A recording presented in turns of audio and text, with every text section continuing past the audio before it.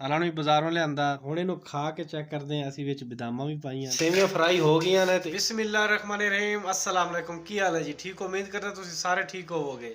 ਤੇ ਜਿਹੜੇ ਬਿਮਾਰ ਨੇ ਦੁਆ ਕਰਦੇ ਆ ਅੱਲਾਹ ਤਾਲਾ ਉਹਨਾਂ ਨੂੰ ਸ਼ਫਾ ਦੇਵੇ।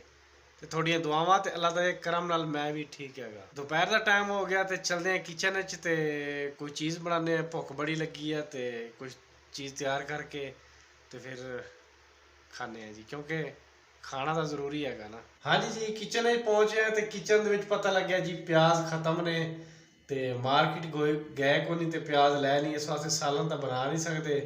ਤੇ ਮੈਨੂੰ ਲੱਭੀਆਂ ਜੀ ਪਈਆਂ ਸੀ ਸੇਵੀਆਂ ਦਾ ਪੈਕਟ ਪਿਆ ਸੀ ਤੇ ਮੈਂ ਹੁਣ ਬਣਾਉਣ ਲੱਗਿਆ ਸੇਵੀਆਂ।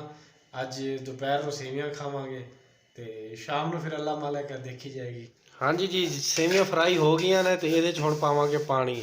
ਫਰਾਈ ਹੁੰਦੀਆਂ ਜਾਂ ਭੁੱਜ ਗਈਆਂ ਨੇ, ਪਤਾ ਨਹੀਂ ਕੀ ਕਹਿੰਦੇ ਆ, ਕਿਉਂਕਿ ਮੈਂ ਕੁਕਿੰਗ ਵਾਲਾ ਚੈਨਲ ਤਾਂ ਮੇਰਾ ਹੈ ਨਹੀਂ, ਮੈਨੂੰ ਨਹੀਂ ਪਤਾ ਇਸ ਬਾਰੇ। ਤੇ ਆਪਾਂ ਤਾਂ ਬਸ ਭੁੱਖ ਖਤਮ ਕਰਨ ਵਾਸਤੇ ਬਣਾ ਰਹੇ ਹਾਂ ਕੁਕਿੰਗ ਵਾਸਤੇ, ਚੈਨਲ ਵਾਸਤੇ ਨਹੀਂ ਬਣਾ ਰਹੇ। ਚਲੋ ਜੀ, ਇਹਦੇ ਪਾਣੀ ਪਾਉਂਦੇ ਆ ਤੇ ਫਿਰ ਵੇਖਦੇ ਹਾਂ ਕਿ ਕਿਵੇਂ ਬਣਦੀਆਂ ਨੇ। ਸੇਵੀਆਂ ਹੋ ਗਈਆਂ ਤਿਆਰ, ਬਸ ਉਹਨਾਂ ਨੂੰ ਦਮ ਤੇ ਰੱਖਿਆ ਹੋਇਆ ਥੋੜਾ ਜਿਹਾ, ਤਾਂ ਕਿ ਉਹਦਾ ਕੋਈ ਪਾਣੀ ਵਗੈਰਾ ਹੈ ਤਾਂ ਖੁਸ਼ਕ ਹੋ ਜਾਵੇ। ਤੇ ਫਿਰ ਉਹਨੂੰ ਡਿਸ਼ ਆਊਟ ਕਰਦੇ ਆ ਤੇ ਫਿਰ ਖਾਵਾਂਗੇ।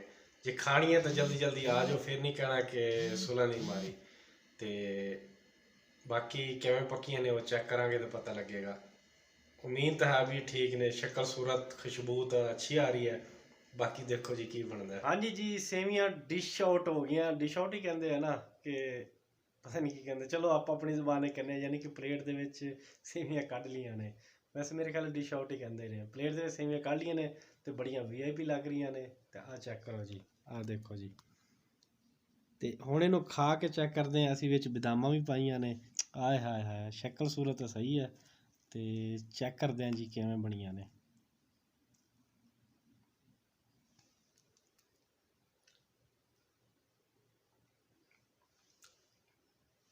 ਮਾਸ਼ਾਅੱਲਾ ਜੀ, VIP। ਮਿੱਠਾ ਥੋੜਾ ਜਿਹਾ ਘੱਟ ਹੈ ਤੇ ਬਾਕੀ ਫਿੱਟ ਨੇ ਮਾਸ਼ਾਅੱਲਾ।